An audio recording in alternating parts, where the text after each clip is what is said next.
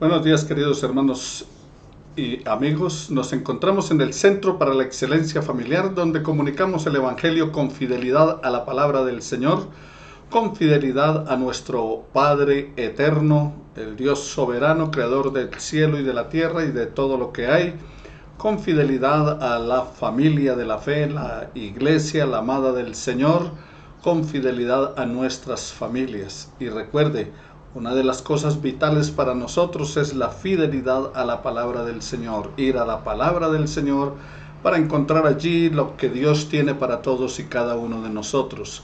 Queremos en esta hora entonces clamar a nuestro Padre Dios, a ese Dios amoroso, eterno, misericordioso, Señor de toda bondad, de toda creación, Dios único, inmortal, invisible, todopoderoso, omnisciente, omnipresente. Aquel Dios que todo lo sabe, todo lo conoce, está de nuestra parte, está de nuestro lado, aunque a veces pensemos que no por las situaciones que se viven y que se presentan, pero Él es el soberano, tiene todo bajo su control y depende nuestra vida totalmente de Él, de su propósito y lo que Él quiere hacer con todos y cada uno de nosotros. Clamemos al Señor en esta mañana entonces, dándole gracias por el don precioso de la vida, por la oportunidad que nos da de poder llegar hasta sus hogares, hasta sus vidas, a través de estos medios, a través de santel.info. Toma el teléfono, llama a tus familiares, mándales un WhatsApp y diles que pueden entrar a santel.info y allí entonces poder escuchar en vivo y en directo esta enseñanza de la palabra del Señor. Y también te invitamos para que durante la semana en las diferentes redes sociales entres a Santel TV y también al Centro para la Excelencia Familiar.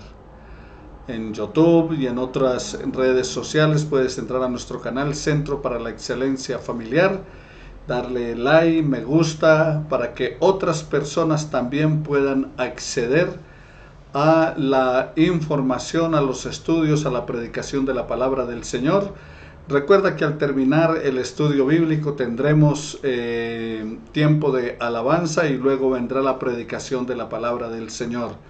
Este es nuestro culto dominical. Cada domingo, día del Señor, tenemos entonces el tiempo de predicación, de estudio bíblico, de alabanza al Señor, como cuando lo estamos haciendo de manera presencial en la iglesia, que esperamos muy pronto podamos volver a congregarnos. No olvides estar orando por nuestra asamblea anual que se celebrará en el mes de marzo, el 16 al 20 de marzo tendremos nuestra asamblea anual. Está orando al Señor por la Asamblea Nacional del Pueblo Bautista Colombiano. Oremos entonces al Padre, colocando nuestras peticiones delante de Él, nuestras necesidades, pero también agradeciéndole a Él por las múltiples bendiciones que recibimos día tras día por su gran amor y su infinita misericordia. Buen Dios y Padre Celestial, glorificamos tu nombre y te damos gracias en esta hora por tu presencia en medio nuestro, por guiar nuestras vidas, por ser nuestro Señor, nuestro Hacedor. Gracias, eterno Padre, por el cuidado que tienes de cada uno de nosotros. Tu bendición sea sobre la vida de nuestros hermanos, especialmente aquellos que están presentando problemas de salud. Pasa tu mano sanadora y divina sobre ellos. Glorifícate sobre sus vidas. Señor, quita toda dolencia, toda enfermedad. Libra, Señor, de su organismo aquellas cosas que les están afectando. Desarraiga, eterno Padre, aquellas cosas que dañan su cuerpo. Y también, eterno Dios, limpia su mente, su corazón, para que también, Señor, emocionalmente sean sanos. Y especialmente, Padre, sánanos espiritualmente. Que podamos glorificar tu nombre, buscarte con ánimo, con entusiasmo, con gozo. Aún aunque las circunstancias sean adversas, no perdamos el gozo de nuestra salvación. No perdamos el hecho de saber que somos tus hijos y que tú eres nuestro Dios, que somos ovejas de tu prado, Gracias, eterno Padre, por tu infinita misericordia y amor para con todos y cada uno de nosotros. Y quédate con nosotros, Señor, en la reflexión de tu palabra, a fin de que podamos ponerla por obra y glorificarte siempre. Edifícanos con tu palabra, porque tu palabra es verdad. Santifícanos con tu palabra, porque esa palabra tuya es la que convierte el alma y hace sabio al sencillo. En el nombre de Jesús, muchas gracias, Señor, por este día precioso, día domingo, que tú has hecho para que nos gocemos y nos alegremos en él. Amén y amén. Bueno, mis queridos hermanos, hoy tenemos el Sermón desde el Monte, el estudio número 20, basado en San Mateo, capítulo 7, versículos 21 al 28 de la palabra del Señor, y es el final del estudio del Sermón desde el Monte. Concluimos allí. Recuerda que el Sermón del Monte está basado en San Mateo capítulo 5, capítulo 6 y capítulo 7. Y hoy llegamos al final de ese estudio del Sermón del Monte. Y mis hermanos, parece que Jesús terminara advirtiendo que el juicio será lo que espera a aquellos que no entren por la puerta estrecha. Parece que en estos versículos concluirá con el destino que le espera a los falsos profetas y a los falsos cristianos, los cuales se alejan de ese camino angosto y también alejan a muchas personas. Tristemente será el final de muchos que hoy, en el nombre de Dios, han introducido sus propias doctrinas y lo único que buscan es su propio beneficio. Están viviendo una mentira. Viviendo una mentira, ¿por qué? San Mateo capítulo 7 versículos 21 al 22 lo declara así: No todo el que me dice Señor, Señor entrará en el reino de los cielos, sino el que hace la voluntad de mi Padre que está en los cielos. Muchos me dirán en aquel día: Señor, ¿no profetizamos en tu nombre y en tu nombre echamos fuera demonios y en tu nombre hicimos milagros? Entonces les declararé: nunca os conocí, apartaos de mí, hacedores de maldad, dice el Señor. En el versículo 21 encontramos una verdad que debería alertarnos a todos. No todo el que me dice Señor, Señor, entrará en el reino de los cielos, sino el que hace la voluntad de mi Padre. La reduplicación del título Señor indica el celo que ellos le han otorgado a Cristo, Señor, Señor. Mas algunos que reconocen o que conocen el título y el honor de Cristo no entrarán en el reino, pues no le conocen ni le obedecen. Así que es necesario obedecer la voluntad del Padre como requisito para entrar en el reino. No basta con la mera pronunciación de Señor, Señor. Hay que obedecer su voluntad. En la segunda parte del versículo 21 dice: el que hace la voluntad de mi Padre. También lo encontramos en Mateo 5:20 y en el capítulo 6, versículos 10 y versículos 33. Ahora, muchos son los que hoy hablan en el nombre de Dios, pero sus obras son malas y así viven una completa mentira, también queriendo conducir a otros a Cristo y ofreciéndoles un camino de salvación del cual ellos mismos se encuentran perdidos. El predicador Charles Spurgeon, conocido como uno de los grandes predicadores a través de toda la historia, en su libro Discurso a mis estudiantes, él enfatiza a los futuros ministros del Evangelio que antes de procurar cualquier cosa, ellos mismos debían estar seguros de ser salvos. Él cita en su libro lo siguiente: un pastor destituido de gracia es semejante a un ciego elegido para dar una clase de óptica que filosofará sobre la luz y la visión, que disertará sobre este asunto y tratará de hacer distinguir a los demás las dedicadas sombras y matices de los colores del prisma, estando sumergido en la más profunda oscuridad. Así que lo que está diciendo el pastor Spurgeon es que una persona que no disfruta de la gracia del Señor por haber entregado su vida a Jesucristo como Señor y Salvador, el tratar de guiar a otros hacia Cristo, bueno, la palabra del Señor aún podrá no volver vacía porque es la palabra de Dios y será prosperada para lo que Él la ha enviado, pero esta persona está quedando sin fruto. En el versículo 22, para estas personas el juicio está reservado. Tristemente, aquel día, el día del juicio final, se levantarán diciéndole al Señor: Señor, Señor, ¿no profetizamos en tu nombre y en tu nombre echamos fuera demonios y en tu nombre hicimos muchos milagros? Como vemos aquí en el pasaje, estos profetizaron, echaron fuera demonios, hicieron milagros en el supuesto nombre del Señor. Y cualquiera pudo haber pensado que estos eran servidores de Dios, pero no era así. Es lo que dice el Señor.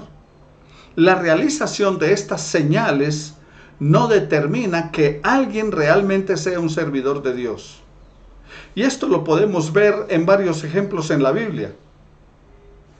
Casos tenemos como el de los magos en Egipto, que imitaron el milagro de la transformación de la vara de Moisés en serpiente. También convirtieron el agua en sangre y lograron imitar la plaga de las ranas. También otro caso que tenemos en la Biblia es el del profeta Balaam, el cual tenía visiones de Dios, pero se vendió por codicia. También tenemos el caso de Judas Iscariote, el cual predicó y realizó sanidades junto con los otros apóstoles, pero al final resultó ser un hijo de perdición. Y finalmente podemos ver en el libro de Apocalipsis cómo el falso profeta realizará señales para que la gente crea en el anticristo. De manera que entonces, mis queridos hermanos, las señales, los milagros y todas las diferentes manifestaciones no determinan que alguien sea un verdadero seguidor del Señor. En tu nombre hicimos esto, hicimos aquello, hicimos lo otro. Existe una gran ansiedad en aquellos que son llamados por enseñar, predicar, evangelizar, pero sin antes haber sido probados y disciplinados por la enseñanza de Dios. Por eso algunos profetizan sin haber sido enseñados y entonces son engañados. Algunos profetizan sin haber sido enseñados. Tienen habilidad, tienen el don, pero no tienen el don y la gracia de Dios. Estos no han reconocido que sin el permiso y la guía del Espíritu Santo es que se deben realizar estas cosas. Lo cual nos lleva entonces, mis queridos hermanos, a actuar muchas veces de manera apresurada, sin el cual servir a Dios sería imposible, y que se manifiestan en obras humanas todo lo realizado. Por lo tanto, no son los dones en sí los que definen a un servidor de Dios, sino más bien sus frutos, es lo que dice el Señor. La realización de todas estas señales que les he mencionado y la labor de la predicación deben ir acompañadas de frutos que reflejen una vida transformada, que la vida del ministro haya sido transformada por el poder del Espíritu Santo. Sus enseñanzas y obras deben estar en completa armonía con los principios de la palabra del Señor, con los principios bíblicos. Porque no es simplemente el hablar o filosofar de muchas cosas, sino que todo lo que enseñemos esté de acuerdo a lo que se plantea en las Escrituras. Versículo 23 de la palabra del Señor. En el versículo 23 dice la palabra que cuando llegue aquel momento, ¿qué es lo que va a decir Jesús? A aquellos que dijeron: en tu nombre echamos fuera demonios, en tu nombre hicimos milagros, en tu nombre esto y aquello. Bueno, Él les declarará: nunca os conocí, apartaos de mí, hacedores de maldad. Tristemente, la condenación está reservada para estos falsos ministros, los cuales a través de sus falsas enseñanzas y los milagros o señales que los acompañan, engañan a muchos, arrastrándolos junto a ellos al mismo infierno. Como dice el apóstol Pedro en su segunda carta, estos son fuentes sin agua, los cuales ofreciendo el agua de vida solo están ofreciendo veneno a todos aquellos que pretenden beber de ellas. Dice Pedro en su segunda carta, capítulo 2, versículo 17, estos son fuentes sin aguas y nubes empujadas por la tormenta, para los cuales la más densa oscuridad les está reservada para siempre. Ahora, Jesús conoce los secretos del corazón de todos. Juan capítulo 2, versículo 25 y 2 de Timoteo 2, 19. Apartaos de mí, hacedores de maldad. Usted puede también compararlo con el Salmo 6, 8 y Mateo 25, 12. Ahora, Dios prefiere, mi querido hermano, claramente una relación contigo donde pueda conocerte y tú puedas conocerle. Y eso es preferible a que hagas obras para Él. Solo Él va a decidir el tiempo y el momento adecuado. Pero no te debes apresurar, pues la maldad puede obrar en nuestros corazones debido a la desobediencia. Como una de las advertencias finales del Sermón del Monte, debemos tener un doble cuidado. Por un lado, los predicadores del Evangelio deben asegurarse de estar predicando la verdad, ya que de lo contrario se encontrarán dirigiendo a un grupo de indoctos y a ellos mismos hacia el infierno. Así lo declara el apóstol Pablo a Timoteo cuando le dice: ten cuidado de ti mismo y de la doctrina, persiste en ello, pues haciendo esto te salvarás a ti mismo y a los que te oyeren.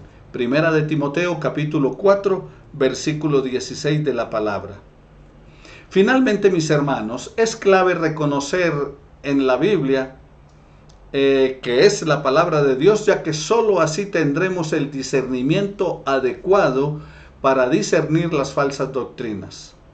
Todo lo que se nos enseñe debe ser juzgado a la luz de la bendita palabra del Señor, con el fin de que no seamos engañados por nadie.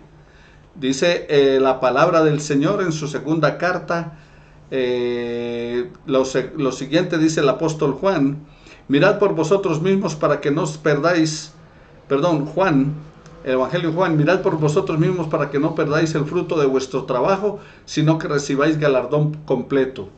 Cualquiera que se extravía y no persevera en la doctrina de Cristo no tiene a Dios. El que persevera en la doctrina de Cristo, ese tiene al Padre y tiene al Hijo.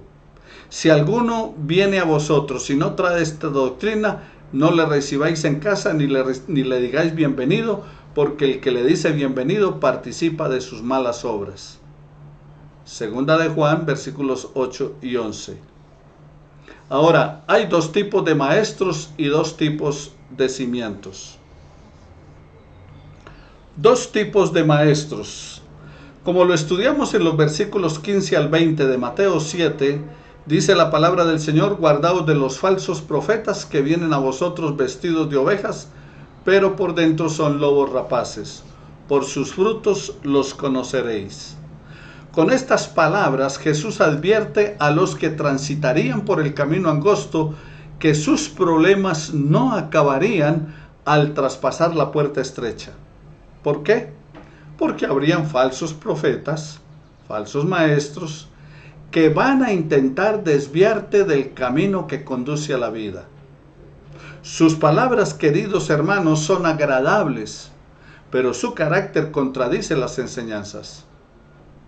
En todas las épocas se han infiltrado líderes engañosos en las iglesias, pero nunca tantos y tan perspicaces como en la actualidad.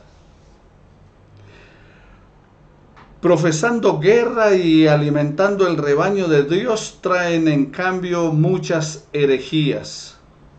Su celo proselitista es fanático.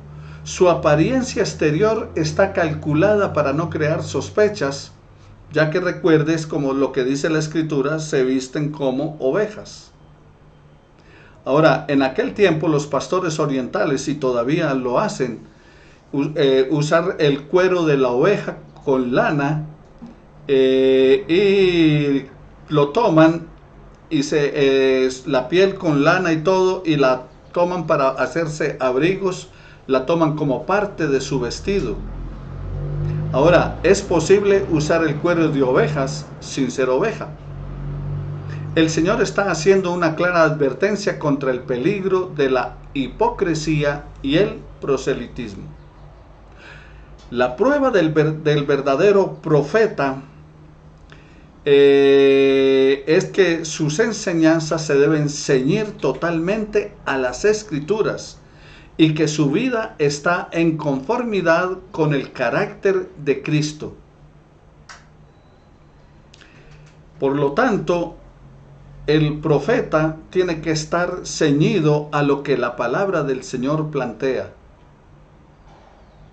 Y el profeta es predicador, el que enseña, el que anuncia el mensaje de la palabra del Señor.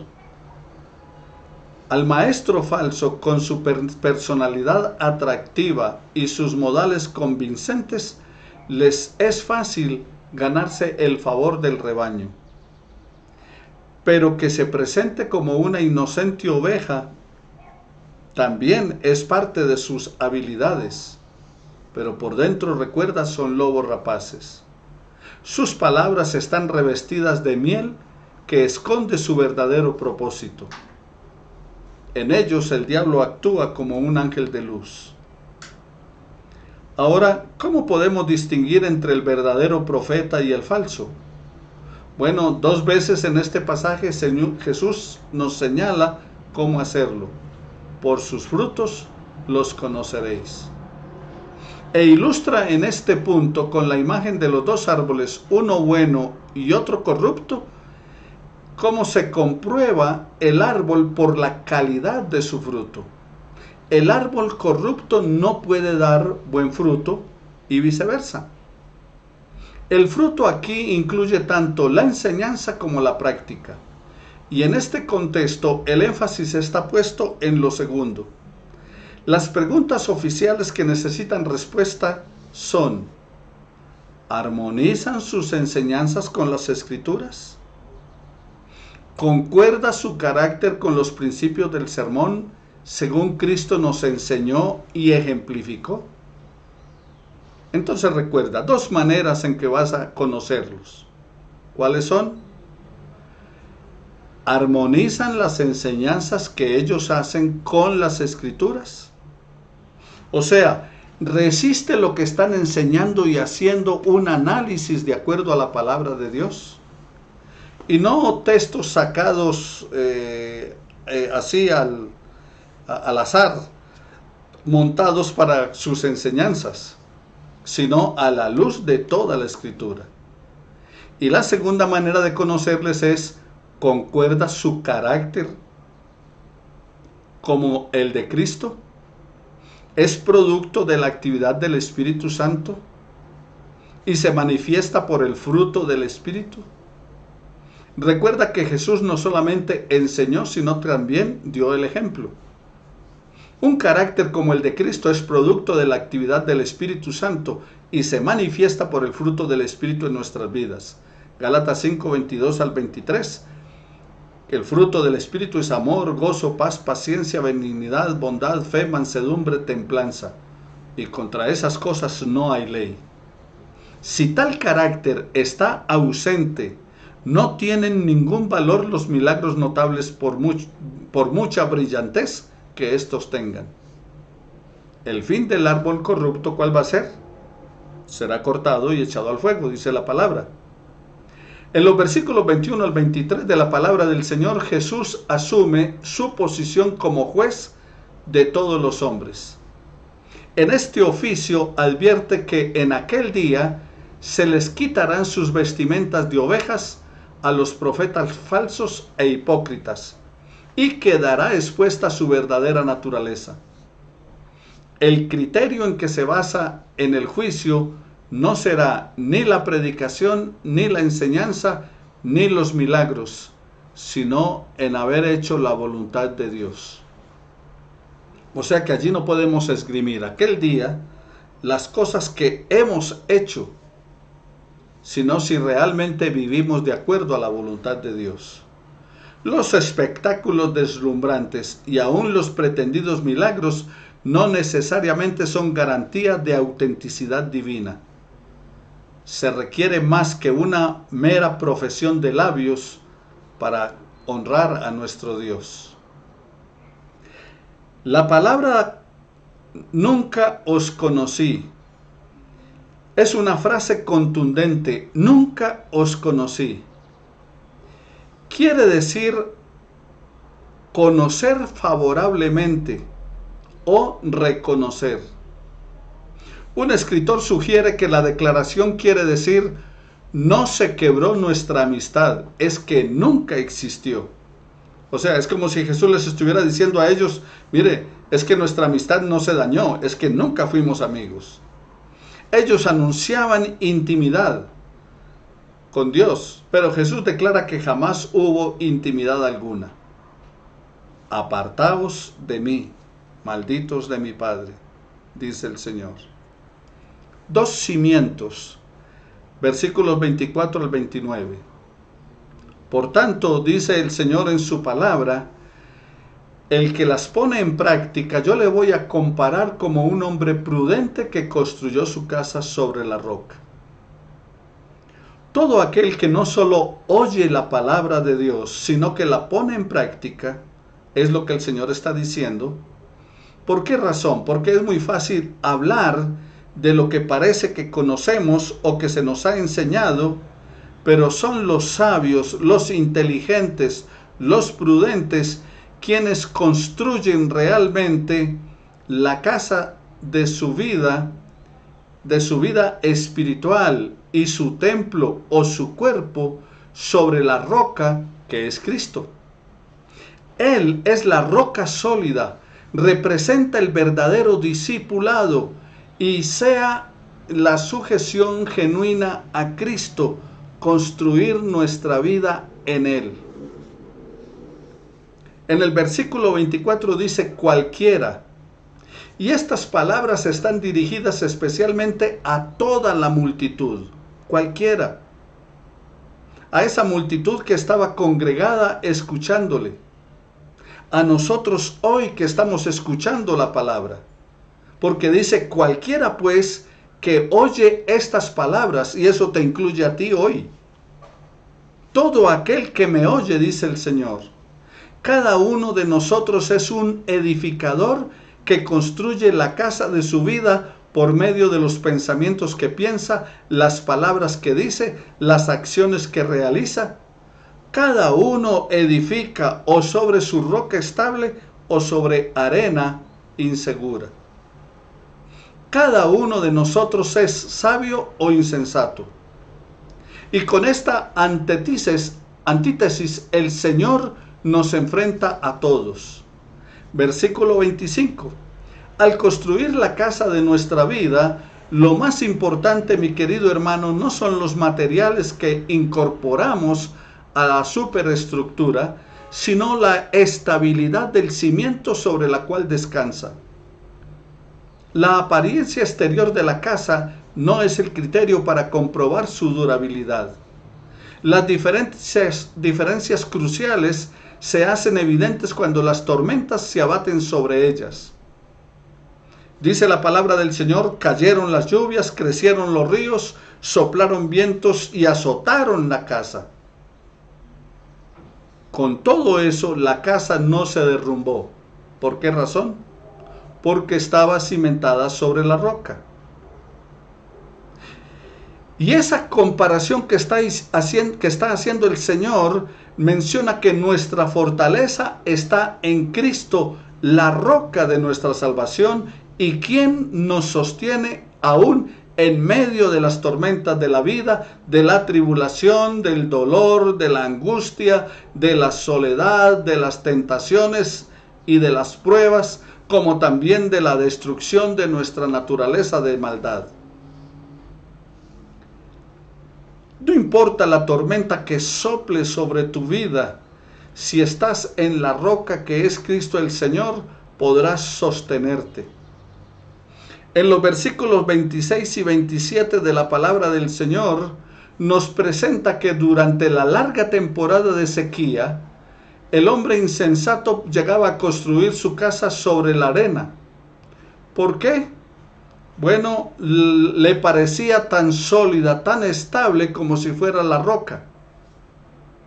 El problema es que cuando cayeron las lluvias, crecieron los ríos y soplaron los vientos y azotaron aquella casa, ésta se derrumbó y todo quedó hecho ruinas. Esto es el terrible desenlace para aquellos que por la imprudencia, el afán o la ignorancia pusieron su fundamento sobre cosas perecederas, como la fama, el dinero, su profesión, familia, entre otras temporales, en un mundo del cual somos peregrinos, vamos de paso. Recuerda que no puedes llevarte nada. De los versículos 28 al 29, cuando Jesús terminó de decir estas cosas, las multitudes se asombraban de sus enseñanzas. Se hace tanta referencia a la manera de enseñar como al contenido de su enseñanza, o quizás aún más, a su método de enseñanza. Ellos decían porque enseña como quien tiene autoridad, y no como los maestros de la ley, no como los escribas y los fariseos. La luz de sus palabras golpeó con tal fuerza y autoridad la vida de aquellos que le escuchaban, porque eran palabras cargadas de vida, cargadas de espíritu, palabras que transformaban a aquellos que estaban dispuestos en su corazón y también a aquellos que le recibían. Él les daba vida, le daba vida a esos espíritus agotados y fatigados, tanto por la enseñanza religiosa llena de apariencias, como también por los ritos sin presencia divina de los religiosos de su época. Al tomar conciencia de quién les habla, que es nada más que y nada menos que el juez que juzgará finalmente a todos, la parábola del que edificó, dice el Señor, aquel que edificó ¿dónde? Bueno, sobre la roca. Y el que edificó sobre la arena, que edificó sobre cosas temporales. Con esto está concluyendo Jesús el sermón desde el monte y se destaca como lo más solemne y poderoso que Jesús haya dicho. El principio básico de nuestra vida ha sido oír y poner en práctica estas palabras. Jesús dice que hemos construido sobre una roca inconmovible. Nuestra vida está anclada en Cristo, pues nadie puede poner otro fundamento que el que ya está puesto, el cual es Jesucristo. Primera de Corintios capítulo 3, versículo 11.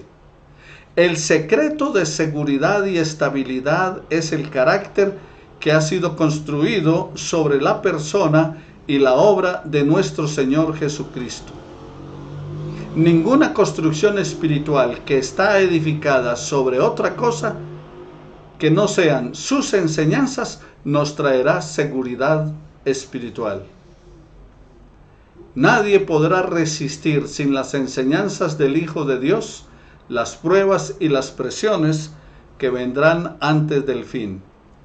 La casa edificada por el sabio no cayó, pero la casa del insensato se dice que cayó y que fue grande su ruina.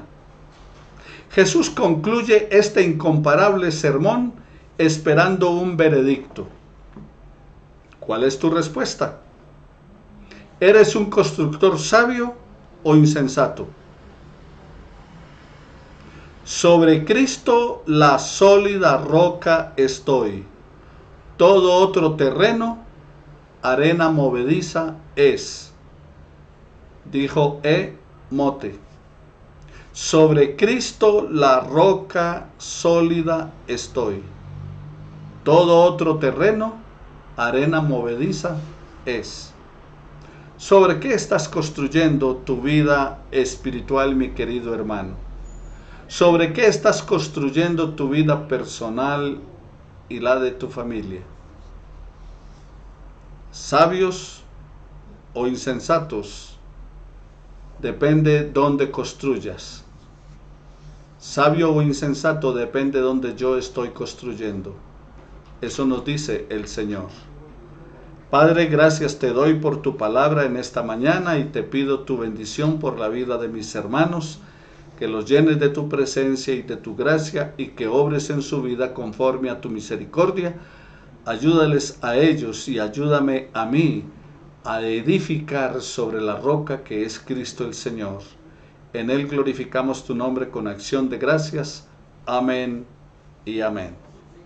Bendiciones para todos mis queridos hermanos. Que el Señor les continúe bendiciendo día tras día.